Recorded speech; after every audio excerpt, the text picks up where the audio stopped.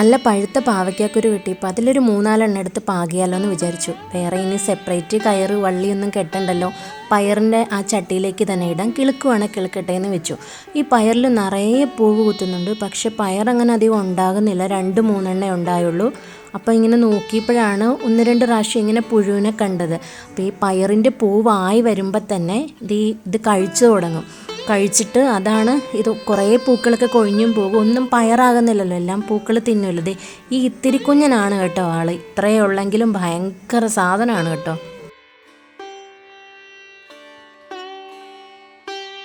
ഇതെന്താണ് സംഭവം എന്ന് ഇപ്പോഴും ഒരു പിടി കിട്ടിയിട്ടില്ലല്ലോ. എന്താണേലും കയറ്റം കയറി പോയിട്ടുണ്ട്, നമുക്ക് നോക്കാം. ഇതൊക്കെയാണ് അടുക്കളത്തോട്ടം എന്ന് ചിന്തിക്കുന്നവരുണ്ടായിരിക്കും, പക്ഷേ എനിക്കിത് ഭയങ്കര സന്തോഷമാണ്. നമ്മൾ വെച്ചിട്ട് അതിങ്ങനെ ഓരോ സ്റ്റേജ് കാണുമ്പോഴും ഒരുപാട് സന്തോഷമുണ്ട്. മുരിങ്ങയില നമ്മൾ കട്ട് ചെയ്ത് ഒരു 3-4 ദിവസം കഴിയുമ്പോൾ തന്നെ പുതിയ തളിർപ്പ് അതങ്ങ് വളർന്ന് ആകുന്നുണ്ട്. ചെടി മുരിങ്ങയാണ്, കായ്ക്കുമെന്നൊന്നും അറിയില്ല. ഇത്രയായി കഴിഞ്ഞപ്പോഴത്തേന് ഭയങ്കര ഒരു സന്തോഷം. ഒരുപാട് പ്രാവശ്യം ചീര വെച്ചു, ഒന്നും തന്നെ ശരിയായില്ല. അതിൽ നിന്ന് 2-3 ഞാൻ മാറ്റി വെച്ചപ്പോഴത്തേനും അത് വലിയ കുഴപ്പമില്ലാണ്ട് വന്നിട്ടുണ്ട്. തക്കാളി ചെടിയും ഒക്കെ ഇങ്ങനെ നന്നായിട്ടൊക്കെ വരുന്ന, നമ്മൾ ഇടയ്ക്ക് ഒരാഴ്ച കൂടുമ്പോഴാണ് ഞാൻ ചാണകപ്പൊടിയൊക്കെ ഒന്ന് ഇട്ട് കൊടുക്കുന്നത്.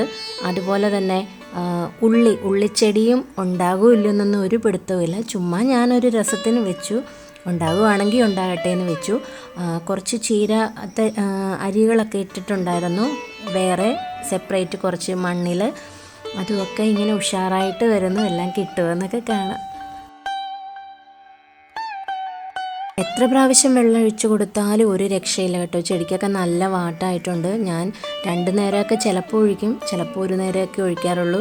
ഈ ഇലച്ചെടികളൊക്കെ പെട്ടെന്ന് തന്നെ വളർന്ന്, ഇങ്ങനെയുള്ള ചെടികൾക്കൊന്നും അധികം വാട്ട അങ്ങനെ വരുന്നില്ല കേട്ടോ, പെട്ടെന്ന് തന്നെ അത് നന്നായിട്ട് സ്പ്രെഡ് ആകുന്നുണ്ട്.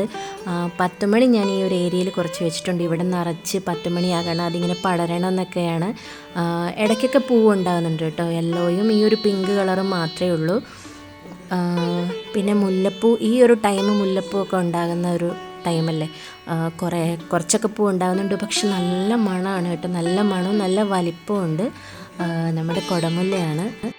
വീഡിയോസൊക്കെ ഇഷ്ടമാകുന്നവർ ലൈക്ക് ചെയ്യുക, അതുപോലെ തന്നെ കമൻസുകൾ അറിയിക്കുക. മറ്റൊരു നല്ല വീഡിയോയിലൂടെ വീണ്ടും കാണാം.